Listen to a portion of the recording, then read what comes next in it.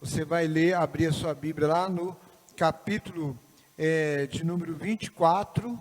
Vamos ler a princípio um versículo conhecido, que é o texto de Josué 24, os versículos 14 e de número 15.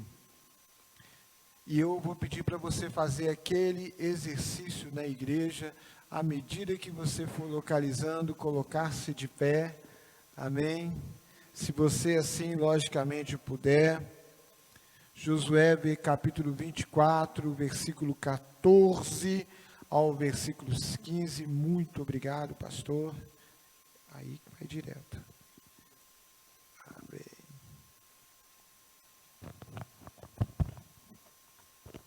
Se você abriu, diga glória a Deus. Vamos ler então. O texto, ele diz assim: agora temam o Senhor e sirvam-no com integridade e fidelidade. Joguem fora os deuses que os seus antepassados adoraram além do Eufrates e do Egito, e sirvam ao Senhor. Se, porém, não lhes agrada servir ao Senhor, escolham hoje a quem irão servir, se aos deuses que os seus antepassados serviram além do Eufrates, ou aos deuses dos amorreus em cuja terra vocês estão vivendo. Mas eu e minha casa serviremos ao Senhor. Você pode dizer isso comigo? Eu e a minha casa serviremos ao Senhor. Podemos assentar, meus queridos irmãos. Quando nós pensamos na vida de Josué, nós nos deparamos com uma vida que é marcada pela fé, pela ousadia, por um homem que não se deixa influenciar pela opinião, ainda que esteja diante de príncipes, ainda que esteja diante de multidões, ele mantém-se firme na sua confiança de Deus. Quando nós olhamos a história desses homens, lá em Números capítulo 13 e 14, pouco antes daquele povo ali, chegando ali à terra, faltava tão pouco para eles entrarem ali na terra, e ali se acende uma grande murmuração, porque uma multidão se deixa de acreditar na promessa de Deus, e se via diante dos problemas e das dificuldades como gafanhotos. Era a maioria, e eram apenas dois, Josué e Calebe, mas eles não se deixam intimidar. Enquanto os outros faziam discursos de derrota, eles vão dizer em Números 14, 8, 9, se o Senhor se agradar de nós, Ele nos fará entrar nessa terra, onde manam leite e mel, e a dará a nós somente. Não sejam rebeldes contra o Senhor, e não tenham medo do povo da terra, porque nós os devoraremos como se fossem pão. A proteção deles se foi. Aproveito para fazer uma parafrase aqui: o tempo deles acabou, porque a promessa do Senhor a Moisés é que daria a terra que mana leite e mel, assim que o pecado daquele povo atingisse a um determinado ponto, assim que o pecado deles se completasse, chegasse a ira de Deus, ou seja, o tempo deles acabou. Agora era o tempo de Israel, do cumprimento da promessa de Israel. Eles não tinham mais proteção, mas Israel estava sobre a proteção de Deus. Mas o Senhor está conosco, não tenham medo deles. E é interessante que aquele povo, ele estava ali, não porque eles haviam sido uns grandes guerreiros.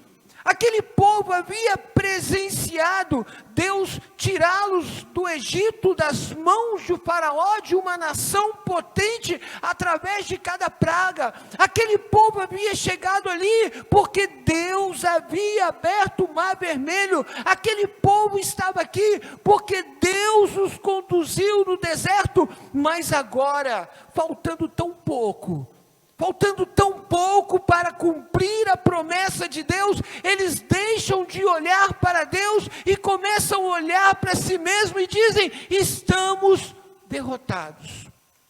E é isso que faz a diferença entre Josué, Calebe e os demais, porque Josué e Calebe continuaram olhando para Deus. Não sejamos incrédulos, não vamos nos acovardar, não vamos nos dar por vencidos, porque o Senhor nos trouxe até aqui, e se o Senhor nos trouxe até aqui, Ele continuará nos conduzindo e nos dará vitória. Ousadia e coragem. Paulo escrevendo para Timóteo, lá em 2 Timóteo capítulo 1, versículo 7, para um jovem que estaria assumindo uma igreja numa grande cidade, a cidade de Efésios, um jovem que chegaria lá e se depararia com pessoas que estariam contra a pregação do evangelho, pessoas dentro da igreja que estariam pregando heresias, homens e mulheres que o afrontariam. Aquele jovem estava indo para lá, mas Paulo escreve para ele e diz: pois Deus não nos deu espírito de covardia.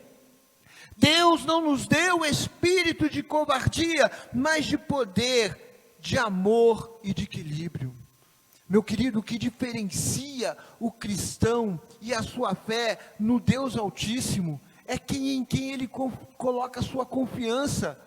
Problema todo mundo vai ter. Não é possível que só eu que tenho problema aqui.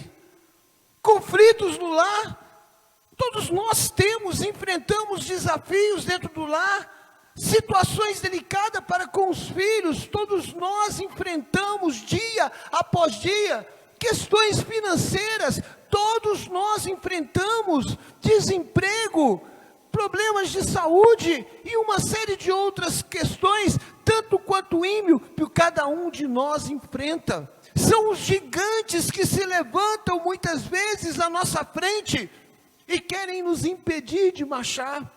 Mas a diferença entre o cristão e o ímpio está em quem eles depositavam a fé. Porque quando nós mantemos os nossos olhos firmes no autor e consumador da nossa fé, nós temos ousadia e coragem para poder enfrentar. Somente Josué e Calebe chegam até a terra prometida. Todos os demais permanecem no deserto. O deserto, meu querido, é o túmulo do murmurador. O deserto é o túmulo do covarde. O deserto é o túmulo daqueles que são incrédulos. Ficam dando voltas para o deserto e nunca tomam posse na promessa de Deus, porque sempre estão olhando para si mesmo e não olham para Deus. E essa era a razão pela qual Josué, ele tinha, vamos dizer, eu vou usar o termo talvez não muito apropriado, sucesso, prosperidade, porque Josué entendia que não era uma questão de capacidade dele. Moisés morre e ele assume, e Deus vai deixar bem claro para ele, lá em Josué capítulo 1, versículo 8, quer prosperidade, meu Josué? Quer vitória nas lutas? Então você vai fazer o seguinte: medita no livro da lei de dia e de noite, e obedece tudo quanto nele está escrito, então farás prosperar o teu caminho. Ser fiel, Moisés. Olha bem, medita nessa palavra. Eu deixei essa palavra para você e gerações posteriores meditarem nela, mas não apenas meditarem, mas obedecerem. E então, aquilo que você fizer, você vai ser bem sucedido. E a prova disso é uma coisa interessante que vai acontecer logo depois. Antes dele chegar em Jericó, eles haviam apenas atravessado ali o rio Jordão, e ele estava ali certamente no alto de um monte, olhando para Jericó, aquelas muralhas enormes, muralhas tão largas que era possível construir casas em cima delas e fazer até uma avenida em cima delas, uma muralha que parecia ser intransponível ali para aquele povo, e de repente ele tem um encontro com aquilo que nós chamamos de teofania, o anjo do Senhor, Cristo Jesus. Não vamos explicar essas questões agora, porque não vem ao caso, mas ali ele tem o que nós chamamos de teofania, e o anjo do Senhor vira para ele e diz: Josué, tira a sandália dos seus pés, porque a terra em que você está é santa. A terra que você está é santa. Como eu disse, Israel tinha apenas atravessado o Jordão, nem um palmo de terra havia sido conquistado. Mas sabe por que aquela terra era santa? Aquela terra era santa porque era o lugar que Deus havia separado para eles. Aquela terra era promessa de Deus para ele.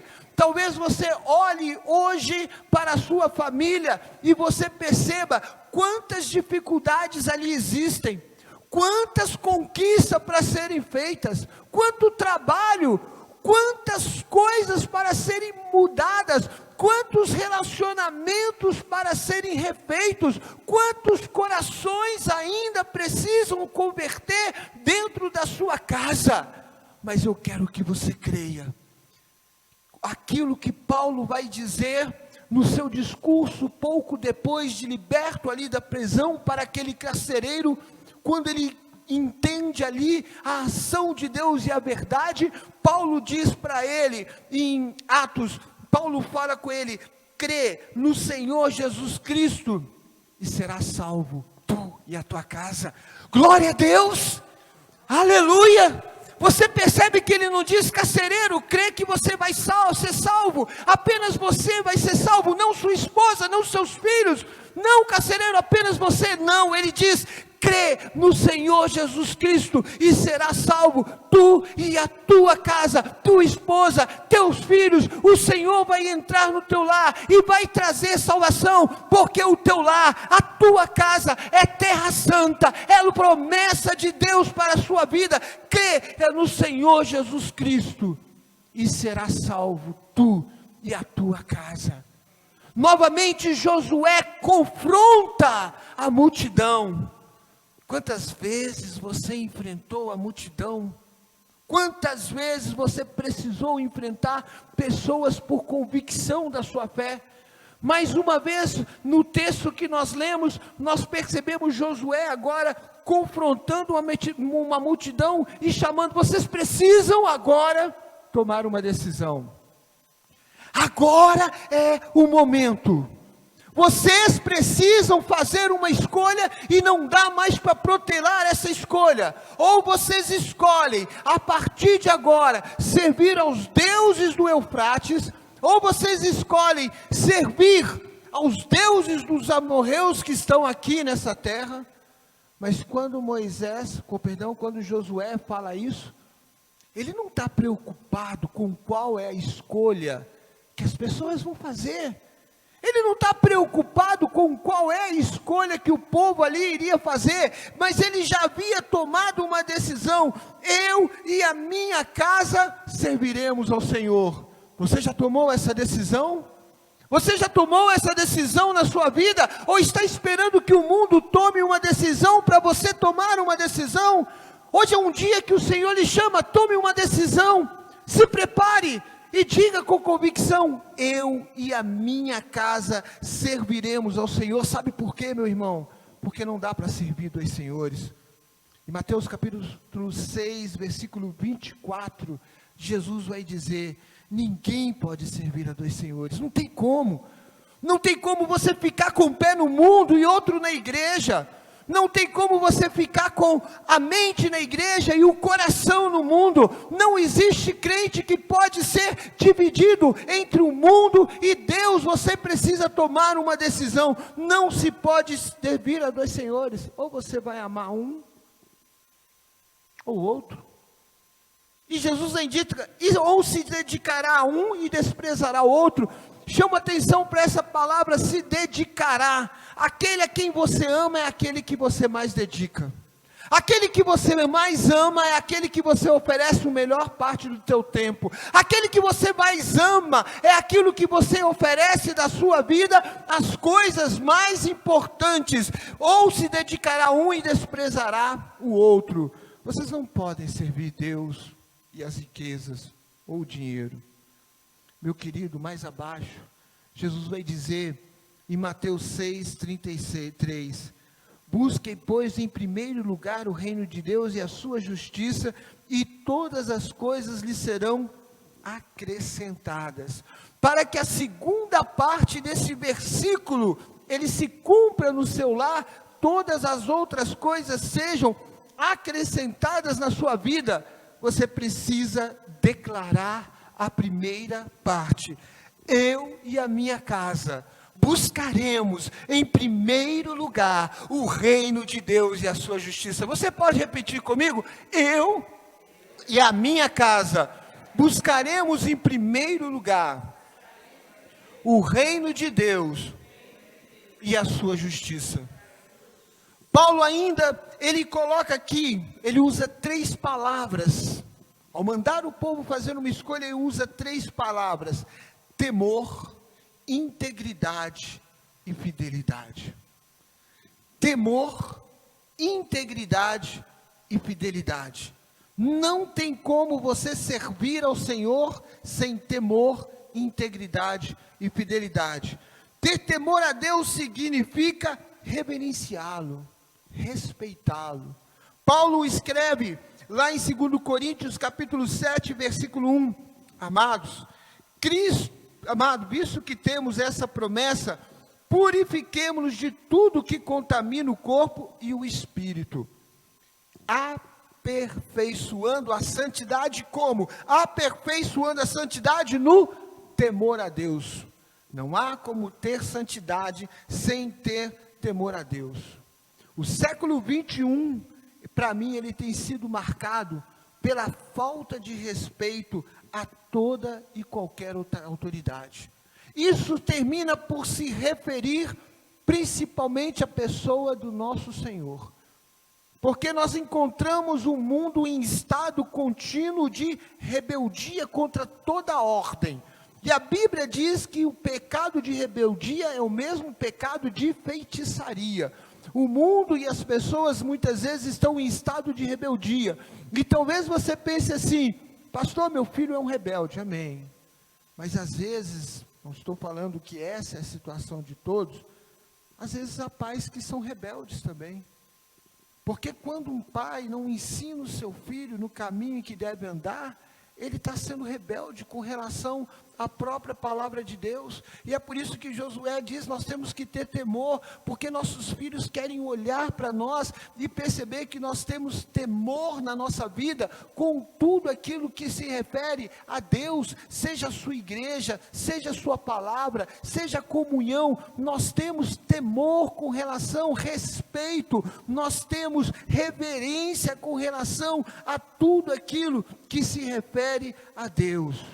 A melhor forma de mostrar o valor do respeito aos nossos filhos é demonstrando respeito e reverência a Deus. A segunda palavra que Paulo usa é integridade. Integridade é questão, conduta honesta, ética, que marca todo o nosso relacionamento. Princípios e valores na nossa vida que são inegociáveis. A ética, a integridade é o testemunho de Deus e é o testemunho que damos às pessoas lá de fora. O testemunho de um caráter cristão, de quando as pessoas olham para o povo de Deus e dizem: nós podemos não gostar deles, mas esse pessoal tem palavra, esse pessoal é íntegro, esse pessoal, eles têm coerência entre aquilo que eles pregam e aquilo que eles agem, não apenas no muito, mas no pouco, nas coisas mais simples. Enquanto eu pensava disso, eu lembrei de uma situação que às vezes ocorre comigo.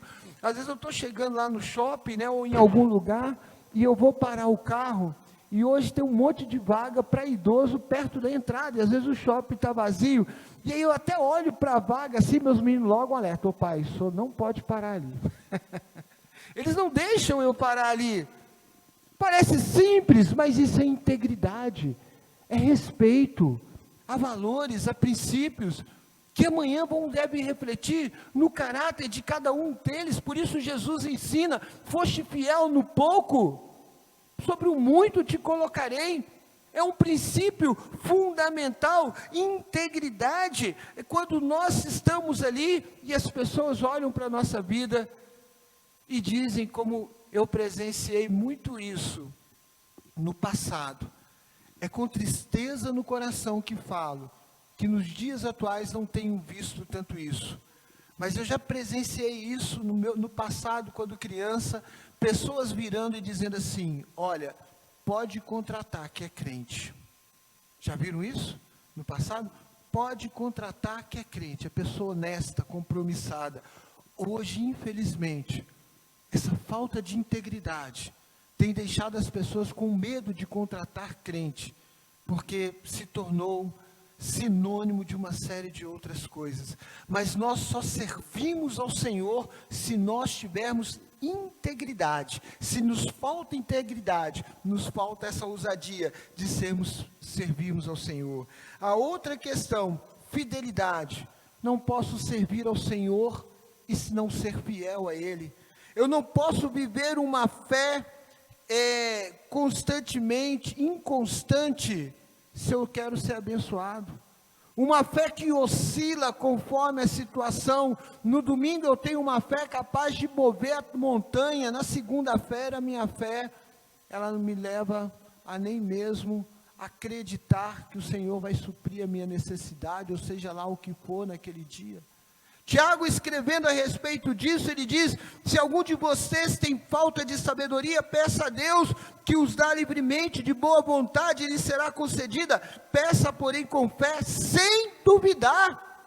Sem duvidar, pois aquele que duvida é semelhante à onda do mar, levada e agitada pelo vento. Não pense tal homem que receberá coisa alguma do Senhor. Se alguém tem mente dividida e é instável em tudo que faz, instável em tudo que faz, instável, inconstante, não tem uma fé perseverante, o próprio apóstolo Tiago está dizendo que não é abençoado. Muitas vezes nós lemos esse texto e nós falamos: está vendo? Né? Pedir a Deus com fé, Ele vai me dar isso ou aquilo, mas o que o texto está dizendo? O que Deus vai nos dar? O que o texto disse aí? Vai nos dar o quê? Lembra? Sabedoria. Muitas vezes, meu irmão, você está pedindo para Deus mudar a sua esposa, mas o que você precisa é de sabedoria para agir com ela. Muitas vezes, filho, você está pedindo para o seu pai mudar, Deus mudar o seu pai, mas o que você precisa é de sabedoria. Muitas vezes você está pedindo Deus prosperidade, resolução para problemas financeiros, mas o que você precisa é de sabedoria, para que o Senhor lhe oriente a como agir naquilo que Ele está lhe dando. Mas se você é inconstante, se você não tem fé, se você não tem fidelidade a Deus, hoje você está servindo a Deus, e amanhã você está fazendo um monte de outras coisas que não agradam a Deus, principalmente não tendo fé, porque a Bíblia diz que Deus é galardoador daqueles que dele se aproximam, e que sem fé é impossível agradar a Deus. Fé e fidelidade caminham juntos, fé sem fidelidade é bobagem. Nós precisamos caminhar com fé e fidelidade e integridade e temor a Deus no coração. Precisamos não brincar com Deus, mas tomarmos a decisão: eu e a minha casa serviremos ao Senhor. Minha casa é promessa de Deus. Eu descalço as sandálias dos meus pés, porque a minha casa é terra santa. Satanás, meu filho, não te pertence. Minha esposa não te pertence. Meu marido não te pertence. Porque a Bíblia diz que o marido abençoa a esposa abençoa o marido, e ambos abençoam os filhos, porque a tua casa é terra santa, promessa de Deus. Tome posse disso a cada instante na sua vida, e ainda que o mundo inteiro lhe diga para você: não tem jeito, não tem jeito, esse filho seu não tem jeito. Eu sempre digo isso. Minha mãe orou por mim 10 anos, pouco antes do Senhor tratar com a minha vida, chegaram para minha mãe e falaram assim: desiste do Márcio, não tem jeito. Ora, meu irmão, minha mãe não estava confiando no psicólogo, no psiquiatra, minha mãe estava confiando no Deus que tem nas mãos o coração do rei e o inclina para onde ele quiser. Quanto mais o coração do homem ele não tem nas suas mãos. 10 anos de oração foram ouvidas. Pastor, mas e aí? Lembra que eu falei de Caleb? Lembra? Glória a Deus pela vida de Caleb. Caleb chega aos 85 anos. 85 anos. E chega diante de Josué. Josué, ainda tem coisa para fazer. Ainda tem terra para ser conquistada. E eu quero aquilo que me é por direito. E eu estou pronto para ir para a batalha e retornar. Ele não diz: eu vou, Moisés. Se Deus não permitir, eu volto. Quem sabe, se eu conseguir, eu chego até a metade. Não, eu estou pronto para ir. 85 anos, aos 40 anos de idade, aos 45 anos de idade, eu disse: entramos e possuamos a terra, porque o Senhor, enfim, nos entregará na nossa mão. E hoje, aos 85 anos de idade, Josué, eu estou pronto a acreditar que cada palmo que o Senhor me prometeu, Ele há de me entregar, meu querido. Você pode crer nisso, independente do tempo, da idade, porque as promessas de Deus, elas são eternas. Não desista nunca de orar pela sua família, seja persistente e fiel. Quando o inimigo tentar desanimar e dizer para você: não vá na igreja, não leia a Bíblia, não ora, diga: eu e a minha casa serviremos ao Senhor. Eu vou estar lá, porque eu vou estar orando pelo meu filho. Eu vou estar lá, porque eu vou estar intercedendo pela minha casa, porque eu quero que as promessas de Deus se cumpram na minha vida. Você crê nisso? Você pode se colocar de pé?